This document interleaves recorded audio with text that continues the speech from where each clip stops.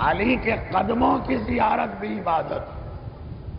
بس اب یہ بڑی نازک منزل آ گئی. علی کے قدموں کی زیارت عبادت.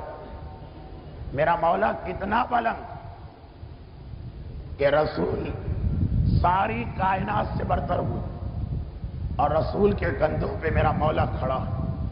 اتنا عظیم، اتنا بلند. بس یہاں پہ ایک جملہ میں کہہ دوں جو آپ ہر عزت دار گھرانے کے بزرگ کی زبانی سنیں گے. جتنا معاشرے میں کوئی صاحب عزت ہوتا اتنا ہی وہ اپنے چھوٹوں سے کہتا کہ بس جس طرح تمہارا دل چاہے زندگی گزارو، یہ خیال کرنا کہ تمہاری وجہ سے میری توہین نہ ہو جائے. آپ نے دیکھا ہو اگر باپ عزت دار گھرانے کا ہے بیٹے سے کیا کہے؟ بیٹا اپنے باپ کا خیال کرنا، معاشرے میں میری عزت ہے، ایک مقام ہے، ایسا نہ ہو تمہاری وجہ سے میری عزت کو نقصان پہنچ جائے.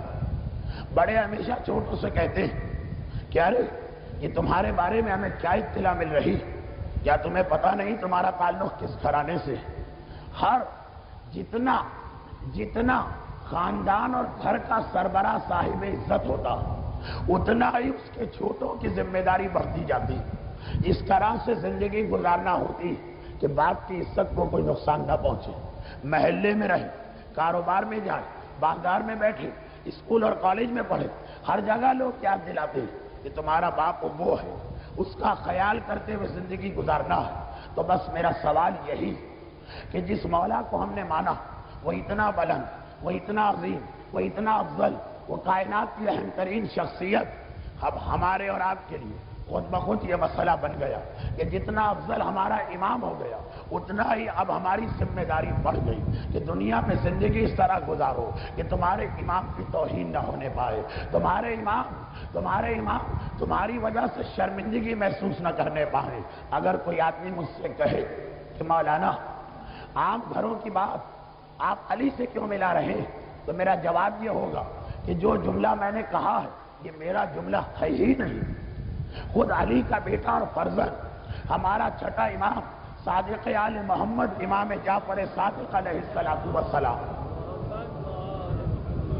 علی کے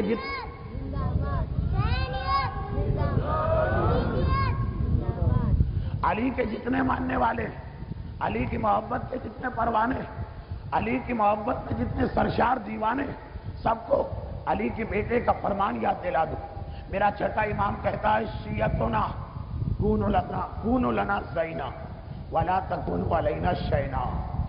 یہ میرے چھٹے امام کا جملہ ہے معتبر ترین حدیث میں. اے ہمارے شیعوں، دیکھیے امام سب سے بات نہیں کر رہے، باپ اپنے بیٹوں ہی سے بات کرتا، سربراہ خاندان والوں ہی سے بات کرتا.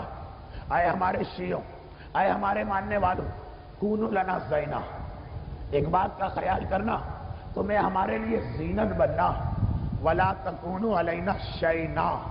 یہ امام کا جملہ، معصوم کا جملہ، کلام امام ہے، کلام عصمت ہے. خبردار ہمارے لیے شین، ہمارے لیے توہین، ہمارے لیے بدنامی کا سبب نہ بننا. ایسا نہ ہو کہ تمہارے اعمال اور کردار کو دنیا دیکھے اور بدنام ہمیں کیا جائے، توہین ہماری ہو، لوگ کہیں کہ ان کے امام نے ان کو ایسا ہی حکم دیا ہوگا. کیونکہ ہم نے یہ دیکھا کہ جھوٹے نبی کے ماننے والے اور جھوٹے امام کو امام کہنے والے جب گناہ کرتے تو ہم اور آپ بھی کہہ دیتے کہ ارے ان سے کیا کہہ رہے، ان کا امام بھی ایسا ہی امام ہے.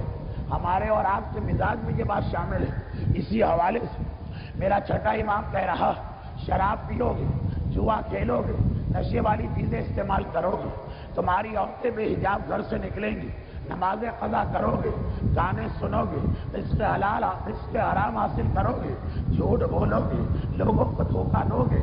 لیکن یہ خیال کرنا کہ اگر تم اپنے آپ کو ہم سے منسوب نہ کرو تو کوئی مسئلہ نہیں، اور اگر تم نے کسی سے کہہ دیا ہم ہیں امام کے ماننے والے، ہم ہیں علی والے، ہم ہیں علی کی محبت سے قائل، تو تمہارا عمل دیکھ کے لوگ ہمیں بدنام کریں گے. ارے ایسا بن جاؤ کہ ساری دنیا تمہیں دیکھ کر کہہ اٹھے رحم اللہ علی جعفر ابن محمد، خدا کی رحمت اس جعفر ابن محمد پر جس کے ماننے والے اتنے اچھے ہیں، خود وہ امام کتنا اچھا ہوگا۔ درود بھیجے محمد والے محمد۔